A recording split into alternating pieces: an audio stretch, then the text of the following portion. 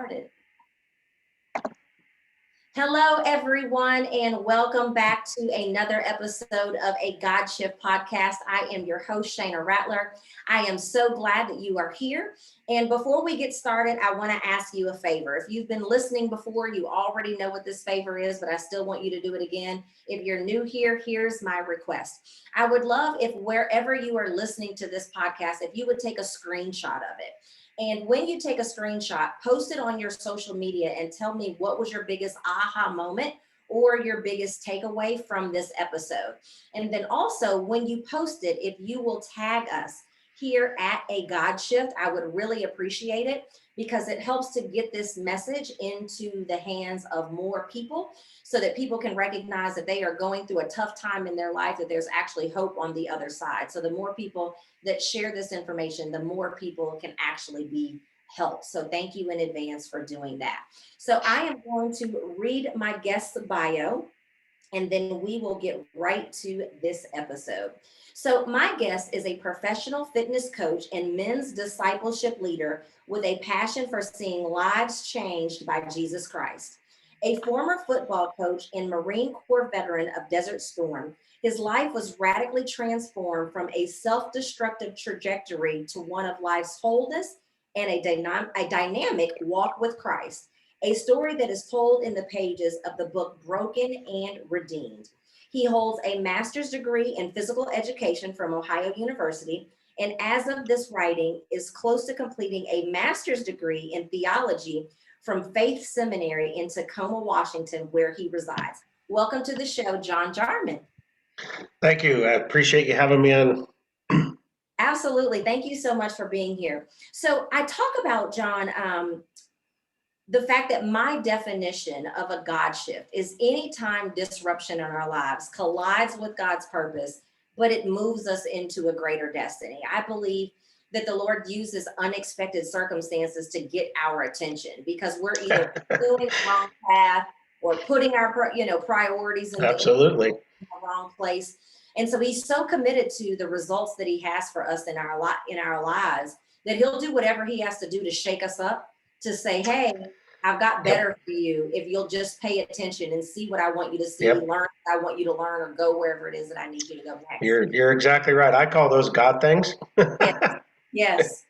So can you think of a time you've had a God thing, whether it was a setback or a disappointment, delay, some kind of shakeup in your life? I've got a list. Yeah. Well, when you were talking, I can't help but think. But Tony Evans, I listened to Tony podcasts, and he refers to, and I think it's the Corinthians verse that talks about God not giving us more than we can handle. Yeah. Tony says that's the only verse in the Bible that's not true, because if we can handle it, we don't need him.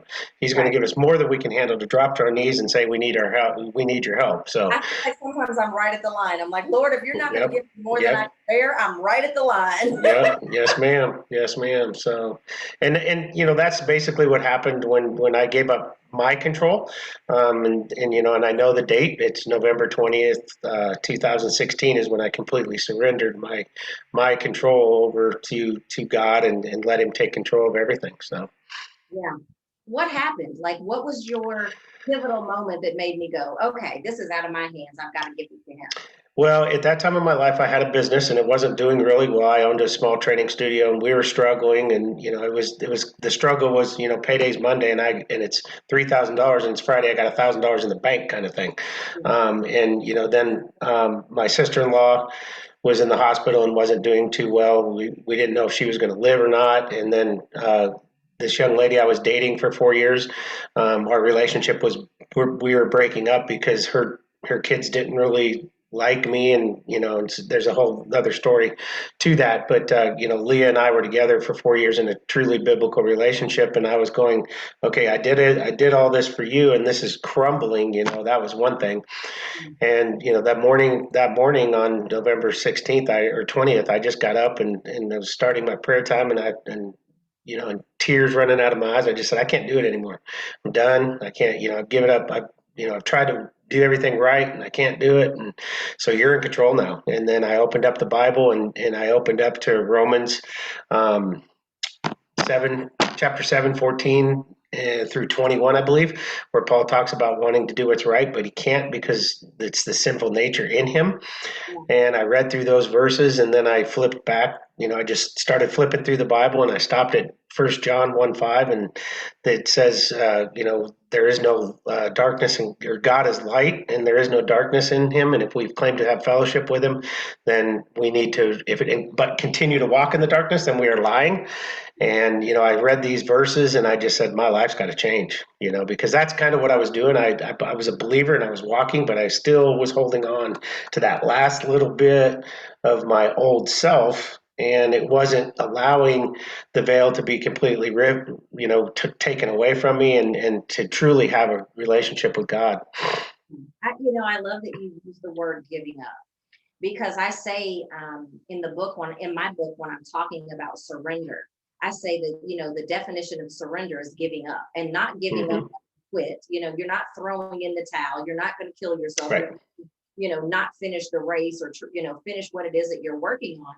But you literally get to the point where you say, Lord, I have no choice but to give up, because I've obviously tried everything that I would know to try, right? Yep. I've already done everything that I think that I could do to fix this, and nothing else is happening. So I literally give up, and now I'm just going to ride shotgun and see kind of. Yeah, and I tell you what, it's an amazing ride, because when you do that, you start seeing things you never saw before, and he starts working in your life, and it's just incredible to watch. And I mean, that's one of the reasons why we're sitting here talking right now, because, excuse me, the book is because of him.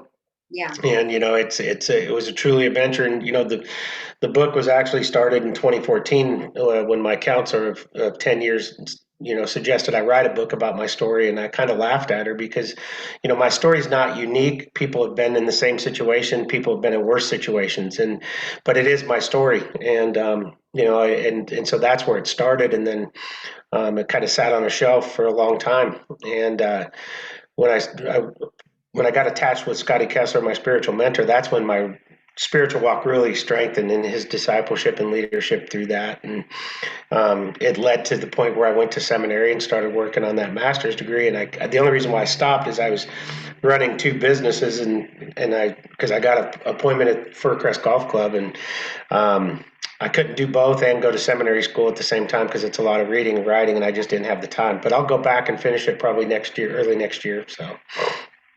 John, I heard you say that after you surrendered, how you really started to see things improve and change in your life. So if someone was listening to this, what could you say from your own personal experience are some of the benefits of fully surrendering and letting go? That's not easy. Well, the biggest thing that I found was how Scripture started talking to me clearly, and seeing the words differently, because we read the Bible over and over, and it's truly a living word, because whatever our circumstances, you can flip to the Bible and you're going to read something that you read 4 years ago, and it's going to mean something different. And so that started to happen. And then as I was losing my business because of COVID, just seeing God's hand in that, and me praying about certain things and wanting to get out of the lease, because we were tied in a 3-year lease and we were basically going under, and we didn't want to be held up with all this money, and we were able to get out of it, and just praying about this and that. And then one of my investors calls and he goes, John, I'm forgiving your debt, and I'm just like, what? And I wasn't even praying for that, and it just happened. So, and so it's just, it's little things like that, and just seeing stuff differently. Because the veil is, when you truly give up the control, the veil is lifted and you start seeing things a lot differently. And it's for me, I took control of my life at the age of 12, and so it was a long time that I held on to that. So That's really good. I often say that, if we're going to get on the other side of our disruption, if we're going to successfully respond to our God shift, how important it is to elevate God's position in our lives. Why do you feel that's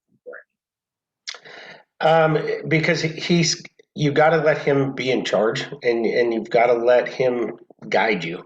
And what I mean by that is you have to start doing a self-examination of who you are and what you did, and in order for that to take place. And that's a lot of the book, is because the self-examination I went through was quite deep, and it's painful. My favorite author, A.J. Swoboda, says, Christianity's messier after you meet Jesus, because of that, and so I love that saying when I read it. But it's the self-examination part of it, because that's what draws you closer, because you become vulnerable. And the vulnerability is the tough part for, I think, the male population, is because we're not supposed to be vulnerable. We're supposed to be the head of the household, or for me, I'm a Marine, I'm a coach, I'm a football. I'm not supposed to be vulnerable. I didn't want to be vulnerable. I didn't grow up that way. Yeah, and so, but vulnerability doesn't mean you're weak. It doesn't mean that you're not strong. It means that you have a heart. And my heart was a heart of stone for a long time, and now it really isn't. So that's what it means to me. So That's so good. I love that you said it's the self-examination that draws you closer. And I think it's really important to unpack that, because oftentimes people are misled to believe that when you come to the Lord, that when you surrender, that he just fully takes over from there, and you just waltz into your destiny from there. And I often say, yes, he is God. He has the ability to be God all by himself and do whatever it is that he wants to see happen in your life. But what he really desires is that we actually co-create with him, that we actually yep. influence, so that he can fill, and that we can work together for his glory and for what it is that he has in our lives. Like, I think people Yep. think he's some kind of genie or some kind of person who's just going to wave a magic wand and just do you. And that's not real. Well, and that's where I think the church of today makes a mistake. They don't help people through that, because, the altar calls, it's, hey, if you want to give your life to Christ, raise your hand. And then they don't guide that person, and they think that everything's okay, and they don't know how to read the Bible. They don't know how to pray. They don't. And so basically they just show them that all you have to do is say yes, and Right. there's no relationship with it. And, he wants us to become more like him, and the only way you can do that is with a true relationship, and that's the key. And you can't have that true relationship without the self-examination. I use a quote. I talk about this in Broken and Redeemed. Is the cross was used, in my opinion, the cross was used to demonstrate, because the crucifixion is a long, slow, painful death. And I think that was, for me, it symbolizes that our old self is going to die slowly, and it's going to be a little bit painful for you to go through what you have to go through to get to the point where you can start having more Christ-like behavior. And so that's how I feel that symbol of the cross is. So Absolutely. That's a great point.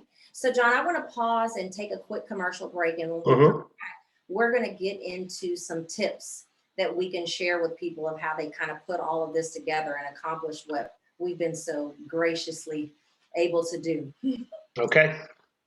This episode is brought to you by the free guide, When God Says Shift. Inside, you'll discover the 4 shifts required to follow God's plan to move you out of disruption and into a greater destiny, expectancy, and possibility.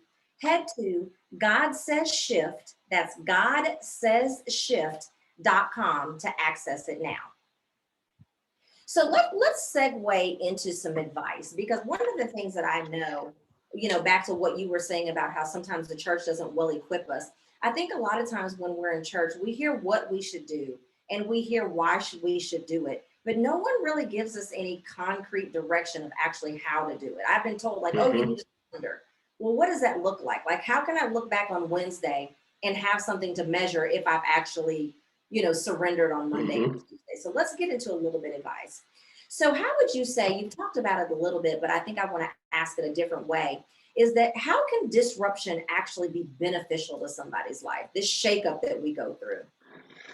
I think you when you're in that shakeup, you have to have somebody that you can talk to. And my biggest thing is I preach getting a mentor, somebody who's farther along in your walk, because when you start to have struggles, you're not going to know exactly where to turn. Yeah. You're going to have some thoughts, but you're not going to know exactly what to do. And somebody who's more mature is going to be able to lead you through that. And so that's the biggest thing, I think, is you got to find somebody that can take you through the walk. We're not supposed to walk in Christ alone. We're a body, and we're supposed to help each other. And Jesus refers to it as the vine. Well, I've never seen a vine with one branch. And so we've we've got to be able to have that, the vertical relationship in order to build that horizontal relationship and help us through. Because it even says in the Bible, we go through our trials to comfort those when they're going through trials, and so that's what we're supposed to be doing. So Absolutely. I believe that on the other side of our God shift, that not only does our life improve, but we actually improve the lives of others as well. yep, It's lifting as we climb, learning, helping other people's, well, how do I want to say this? Helping our losses to become other people's lessons. Like, people should not yep, have to go through what we've gone through in order to get on the other side to where we are. Really, like, yep. Yep, I agree with that. And the thing is it's even when they're in their darkest times, picking them up and helping them walk through that is a blessing, and that strengthens our faith, because when you can see things happen in other people that you're helping, it helps strengthen your faith. So absolutely. So if disruption can actually be beneficial, if we actually can use it as a tool to create a better life, in your experience or your opinion, John, what do you think are some of the most common barriers that can get in the way of being able to do that? from being able to get through the disruption, Yeah. I think it's shame, guilt, resentment. It's those things that you hold on to. It's the lack of forgiveness. It's the lack of seeking forgiveness. For me, that was the biggest thing. I had to let go of the shame and the guilt, and understand that who I am in Christ, and I don't have to carry that with me. And I think that's one of the biggest things. And I think bitterness and forgiveness are probably even bigger. I really didn't have a bitterness, but I had to seek forgiveness, and I had to do a lot of forgiving. And until you do that, it blocks your path and it blocks your relationship. So I like that. Blocks your path and your relationship. That's so good. It reminds me of one time my pastor that was doing an illustration, and he had some clay that he had shaped into like the shape of a human heart.